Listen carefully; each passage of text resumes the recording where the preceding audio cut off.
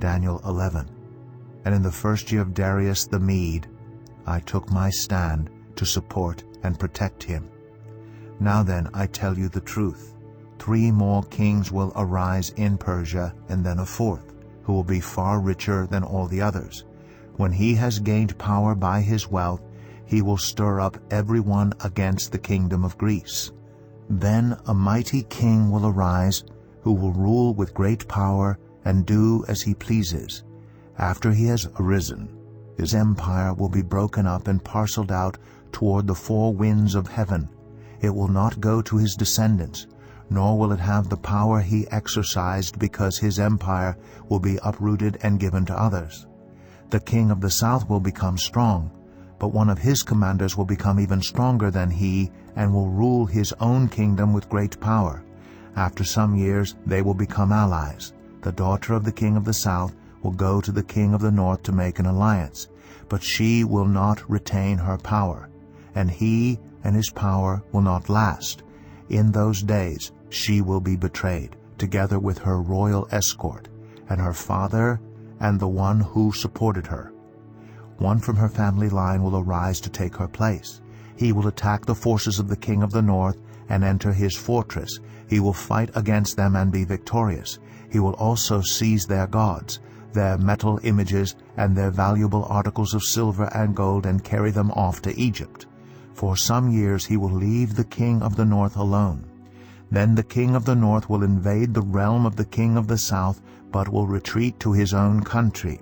His sons will prepare for war and assemble a great army, which will sweep on like an irresistible flood and carry the battle as far as his fortress.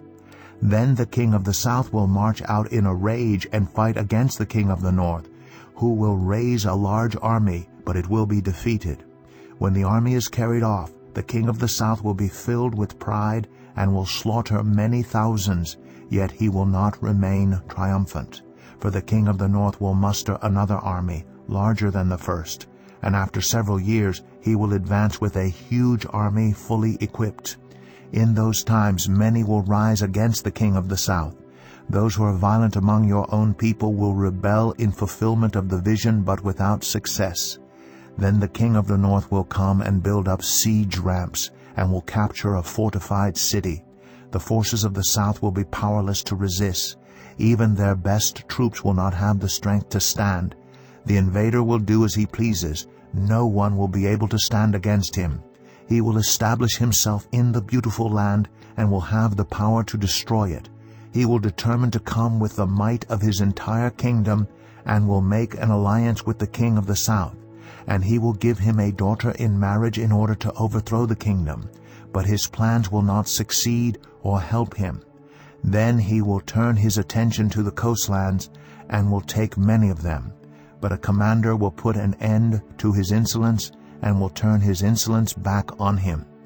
After this, he will turn back toward the fortresses of his own country, but will stumble and fall to be seen no more.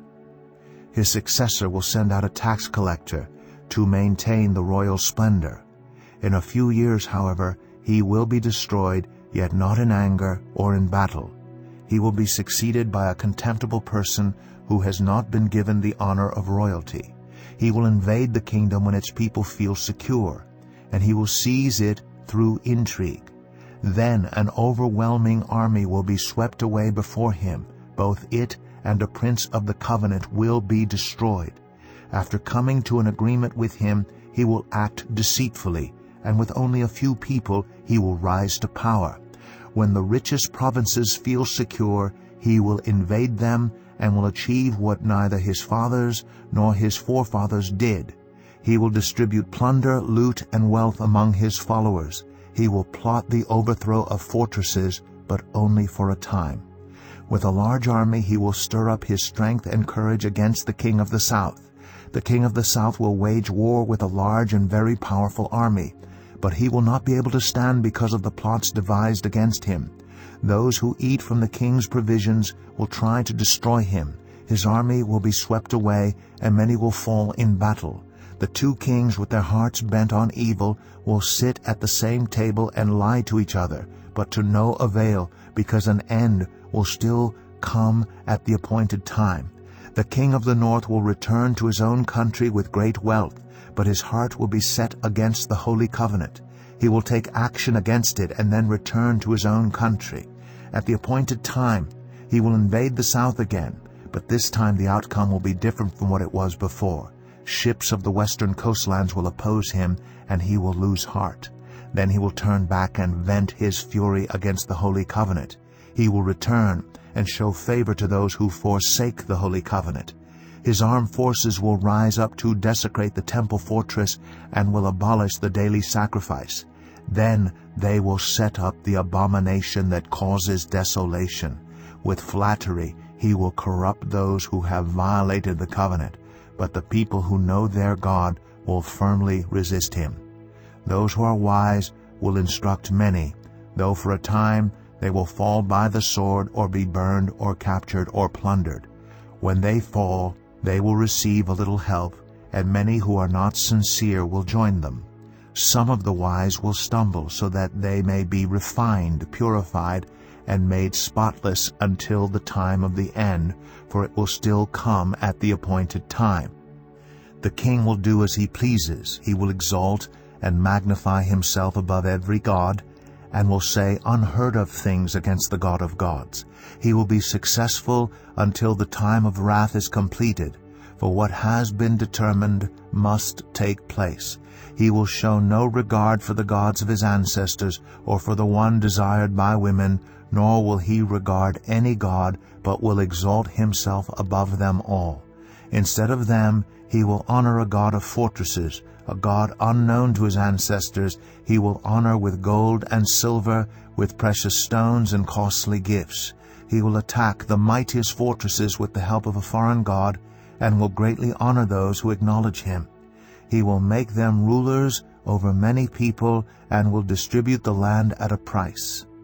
At the time of the end, the king of the south will engage him in battle, and the king of the north will storm out against him with chariots and cavalry and a great fleet of ships.